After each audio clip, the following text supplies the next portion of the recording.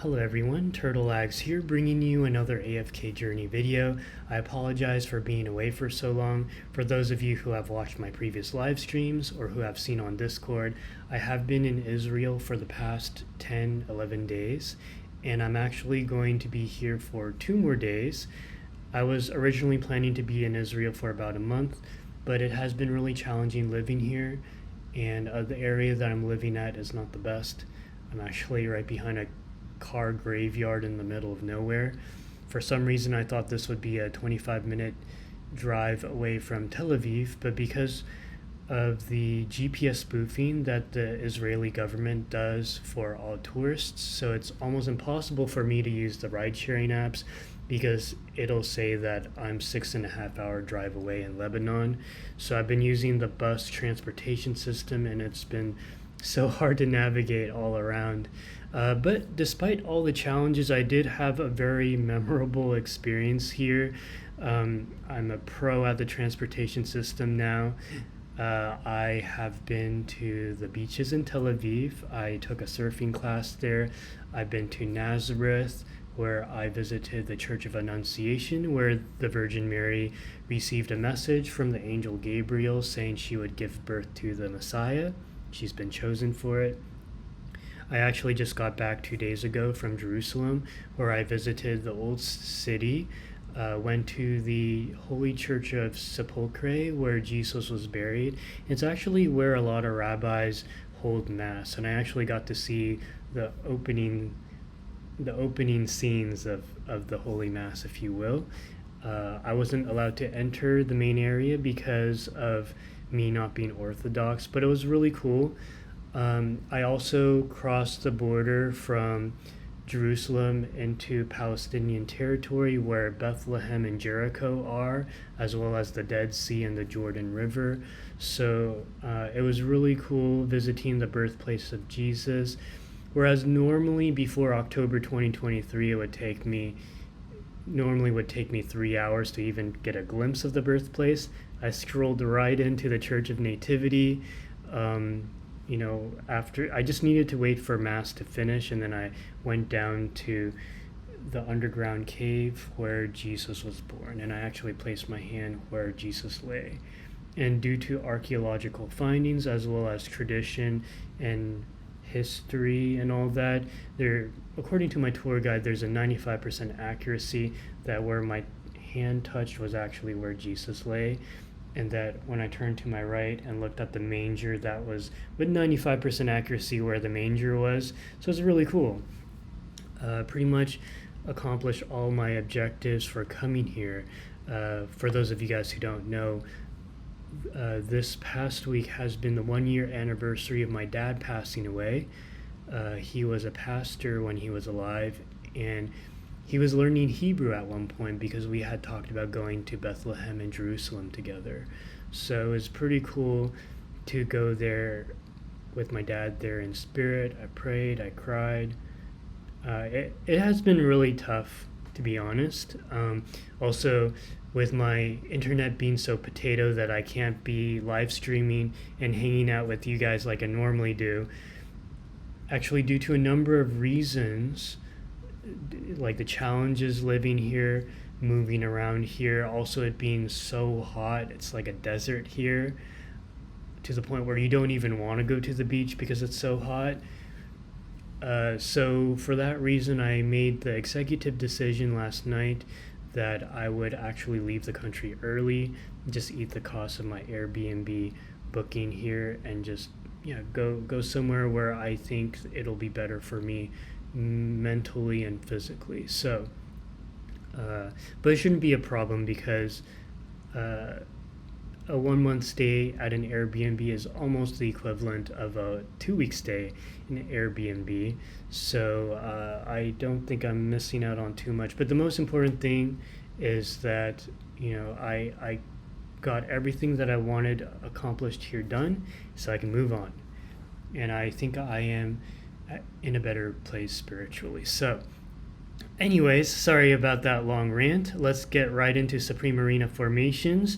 As you can see here, I am currently in top 20. I have been in top 20 since the game mode came out. So Supreme Arena is one of my most favorite game modes. It has been a pleasure to compete against and learn from the best in this game, or at least the people who have access to the most characters. Basically the plan for today is that I'm going to briefly go over my thought process between my team formations for this week's maps. I'll kind of explain the maps a little bit, and then after talking about my teams, I'm going to basically create and talk about alternative team formations for those of you guys who don't have, say, like a Fresta, you don't have a Berial, you don't have a Florabelle, you don't have like an Ulsa, or you don't have a Dionel. So I hope that this video will be accessible for everyone. Okay, so just speaking from a highly competitive scenario, if you want to stay in top 20, the best archetypes from what I understand, and after talking to many people who are in the top 5 of Supreme Arena, is that Eironn teams are still king in map 2. Dionel teams are also king, and Vala comps, or oh my god, someone followed me while I'm offline. That's great. / you're on YouTube. Yes. I'm not live streaming right now because my internet is so potato that I can't go 30 seconds without my screen looking like a potato of death, So anyways, and then Vala teams or Florabelle Zoo teams, they work very well as a third team. In my case, what I decided to do was that because of this unique map formation where we have quick attack tiles that allow you to cast your ultimate right away and pay the cost of the energy required to cast that ultimate later on. So for this reason, I placed Florabelle on this quick attack tile to get her ult off, which, as many of you know, Florabelle's ult is it's like a mass attack across a certain radius that stuns and knocks up into the air anyone in that attack radius. So being able to stun the multiple enemies in the beginning of the match is very powerful. And then the nice thing is that Berial, because he is a free-flowing unit who just does whatever he wants, jumps all around the map, doesn't really matter where you put him. So for that reason, I can comfortably put him here to allow him to get his ultimate up sooner. And it's actually quite amazing because he'll be able to frighten adjacent enemies, which is like further crowd control, and he also takes away their energy. So I do like that very much. And then I have my double Forestos here. I think what I'll probably do is I'll do it something like this, where this Vala will get more energy from the main Foresto, and our Florabelle will be a little more tanky with this. Actually, you know what? I'll switch it back. I do think this is still the best way, because if we lose Vala, it would be really bad. And Florabelle, by being a warrior, she has tankier stats, so it makes sense for her to have the more offensive buff with energy regeneration. And then just to round out everything, I have Hypercarry over here. I positioned Hypercarry safely over there because Berial will be here from the start, and then eventually this Foresto, in theory, should move in front of the Hypercarry to protect her, while also still providing a little bit of damage mitigation for Vala. I'm going to round things out with Evocation Spell. I think Evocation Spell as such is actually my most favorite artifact because the first spirit provides 45% damage mitigation for 5 seconds, and then the next spirit increases your attack percentage for 5 seconds, or maybe it was haste. Anyways, there's 2 spirits that offer defensive utility or survival, and there's 2 spirits, other spirits that are more offensive. One increases your attack percent, the other increases your haste. I think the 4th spirit increases your haste, if I'm not mistaken. Anyways, my most favorite spell, it makes it so that this team is very comfy from start to finish. Okay, and then this one is, I actually learned this from one of my viewers who is in top 5. I think he's either first or second typically in Supreme Arena. Basically, this is an example of an endgame kind of Eironn team where you also put a Rainier to make the opponent really Monka. So basically the way I position my units is that if the enemy unsuspectingly puts a unit here or puts a unit here for whatever reason, I don't know why, maybe they want to get closer to the center, then you are able to dynamic Eironn with that unit or Vala with that unit. And Vala also has the potential to, hit any one of these units here. So basically it's not really safe over here. And then Rainier can blink enemies off the map. There's a ton of crowd control, and as you can see from the map here, the Raging Duel criteria has changed back to when any unit inflicts control effects, their side's rage increases. And as many of you know, once your battle fervor increases, your rage meter increases to max, you get some really powerful benefits, such as 30% damage mitigation, extra 30% damage dealt, and an extra 30 haste. The boost is quite significant, so having a ton of crowd control in the form of Sylvina stunning, Eironn vortexing, Ulsa stunning, or Arden's entangling vines, there's just so much crowd control in this team. It's super hyper offensive, and when you have a Rainier that has, say like the Mythic Charm set, then Rainier can keep the team alive decently well. On top, in addition to all the crowd control that you're doing. And you're probably hitting pretty hard and whatnot. And Arden and Ulsa is an insane combo. Okay, and then finally we have our Dionel team. So this is probably one of the most refined Dionel teams out there. Basically, the thought process behind Dionel is that you want Dionel to get his 3 stacks of intoxication, which is basically his EX weapon. It's one of the reasons why you run him in the first place. He just does massive true damage, AoE true damage. And so to fulfill the criteria, you have the Enlightening spell that applies a temporary attack speed buff to the rearmost hero, which in this case will be our Dionel. We have Thorin protecting our Dionel, applying 50% damage mitigation. We have, Scarlita applying a temporary defense buff. Actually, I forget if it's temporary or if it's permanent. It might be permanent, actually. And then you also have Dionel, who at times with his emergency, basically the Chariot casts a music halo, which provides a temporary buff to all non-summoned allies. And then the thing about Dionel is that usually you want to pair Dionel with another sub DPS. It could be Scarlita, or it could be someone more resilient like Shakir. And some people also run Seth as well. The advantage to running Seth over Shakir is that Seth hyper focuses on the weakest enemies, which can be very, very useful in basically having a cleanup duty unit for when Dionel brings them to very low health. Seth jumps, switches targets to redirect to take out the enemy that can be most easily KO'd.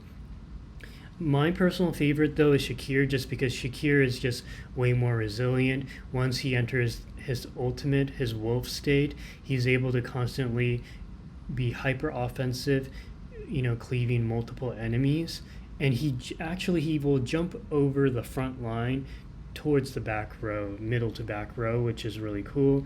And he also constantly heals himself, which is awesome. So anyways, these are my favorite teams. These are the teams that I personally run to stay in the top 20. And for those of you guys who don't have, like, maybe say you only have a Mythic Plus Rainier, or maybe you have a Scarlita but she's not fully built yet, or maybe you skipped on Florabelle, what do you do then? So it is my opinion that what I would do let me do it this way. what I would do is I would move the Mauler team. I would move the Lightbearer Vala team to team 3, and I would put the Mauler team on team 1. So basically how this will play out is you can put Shakir right here because he will get into wolf mode right away, and he only needs to cast his ultimate once, and he will stay in wolf mode for until the end of the match. So he's actually one of the best users of this frontmost tile right here, which is perfect because then it kind of frees up some space for you to put your, you can put your Coco here, Coco right here. I like to put Coco here because then Coco will be able to cast her ultimate right away. So it's very powerful, right? You have Shakir in wolf mode right away. You have Coco applying a 45% damage mitigation right from the start. Then you have, there's different ways you can go about this. You can do something like this, where you have Thorn protecting your Coco, and then you'll put Brutus here. So you got like, so, and then you would probably run something like the spell right here. Yeah, run the evocation spell. No, actually let's run the confining spell, because I'm actually going to ask you to put, we're going to modify the Eironn team next, and you're going to want to put the evocation spell on that one. So I'm going to run the confining spell here. So this is what I would personally do, because I know some of you guys will be like, oh, why do you have so many frontline units? That doesn't make any sense. But I think what I love about this team is Shakir is a tank that hits hard. Well, technically he's a warrior, but he's essentially functions like a tank, hits hard from this lane. Brutus holding down the fort from this lane. As a matter of fact, you could probably do something like this. You could do something like this even, if you really want to hyper protect Odie. So this is really nice, because even if they put a Vala right here, your Thorn's going to take half the damage anyways, and Coco will get her ult off. So even if Coco gets stunned, it's fine. Because alternatively, you could put a Lightbearer team on this map. You would put Lucius over here, and then you would put Vala over here. That's another way to do it. So yeah, I'll actually speak on that after I talk about map 2. So map 2, if you don't, let's say you don't have an Ulsa, which will be the case for most people, and then let's say you don't, I think a lot of people have Rainier, so I'll keep Rainier here. If you don't have an Ulsa, then you can go Carolina. Just know that Ulsa is insane on map 2, so given that Supreme Arena will probably be here until the duration of the season, I would recommend actually start putting Ulsa in your wish list, because she is just so good for, unfortunately, just Supreme Arena map 2, but and also some early Dream Realm comps, but yeah, also I'm finding now she's actually a good unit to have. She's not as versatile as Vala, because Vala you can also use her in the, well actually no, she is as versatile as Vala, because Vala you can use her in Primal Lord situations, although Vala, she hasn't found a very impactful role in the really high leveled Primal Lord for this time. But sorry, I digress. Let's go ahead and put a Carolina here. This would be what I would recommend. Alright, so those of you guys who don't have Foresto or any of those, what I would do, actually I would still keep Haywin, because the thing about Lightbearer teams, guys, is that Vala and Temisi are going to be all over the place. So ideally you want to have a Scarlita in the team as well, but if you don't have Scarlita, that's okay. Basically what I would do is I would put Vala here, Temisia here. I would probably probably put Lucius here. And then I will put Haywen in the back. Haywen, where are you?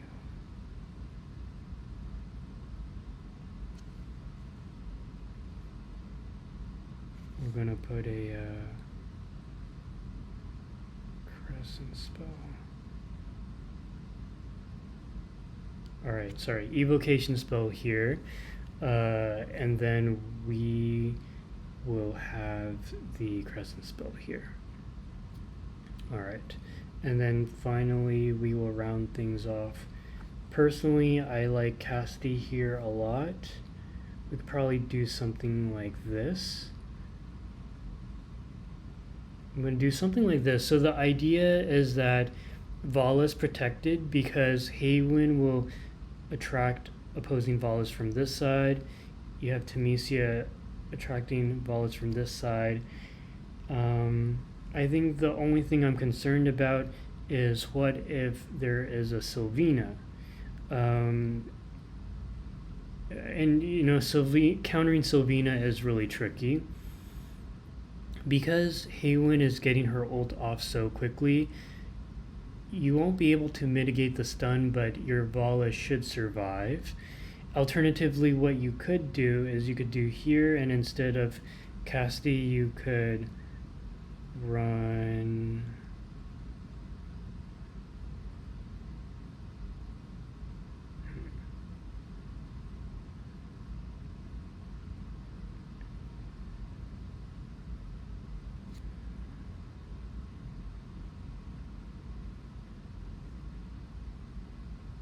You could run a Damien. I think a double healer here is appropriate because, well, actually, no, you might want more offense. But this might still work, though, because Damien does hit pretty hard with his stuns. He can increase the haste of your units. This team will be very resilient, and then picking up KOs, I wonder if it will be an issue. But I think this team could work out pretty well. Alternatively, what you could do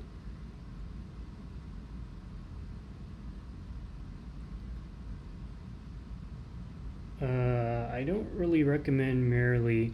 Corrin is okay, just not in a PvP situation. I don't know, maybe Corrin could work. I guess, yeah, Corrin would probably work because this is to make sure that Vala stays alive, and Corrin does also serve as a sub DPS. So this is probably what I would go. So just a recap here: the Mauler team, the Eironn team, and the Light Barrier Vala team for free-to-plays or low spenders. So anyways, I hope that was helpful. If you have any questions, you can leave a comment in the comment section below, and I will catch you in the next video.